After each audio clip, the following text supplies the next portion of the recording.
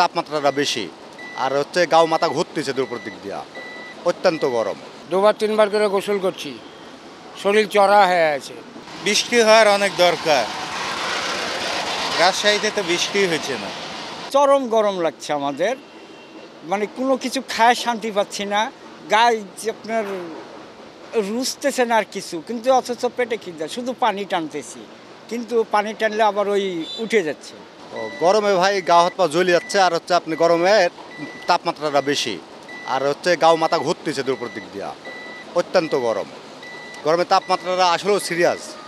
রিক্সা চালাতেও সমস্যা হচ্ছে, তারপরে হচ্ছে আপনার ওই হচ্ছে আগুনের মতন একটা হিট লাগতেছে, এগুলা দিয়ে মানে শরীরে বিভিন্ন রকমের সমস্যা দেখা দিচ্ছে। স্যালাইন ট্যালাইন খাচ্ছি, তারপরেও আপনার সমস্যা দেখা দিচ্ছে। রাত্রে তেমন ঘুমও হচ্ছে না, এত তাপমাত্রা।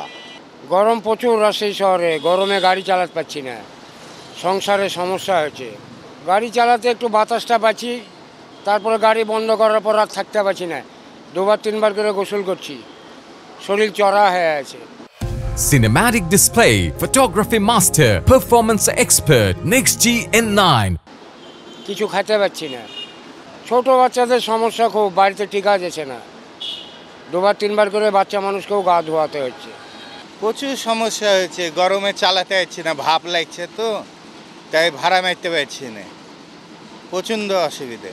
বৃষ্টি হওয়ার অনেক দরকার, রাজশাহীতে তো বৃষ্টি হয়েছে না। চূড়ান্ত গরম, বেলা 1টার পর থেকে তো আর রোডে থাকা যাচ্ছে না, রোডে ভাপ বাড়ছে, শুধু ভাপ লাগছে আগুনের মতো, এমনই ভাপ কি উঠছে, রোডের পিঠ শুদ্ধ উনা যাচ্ছে।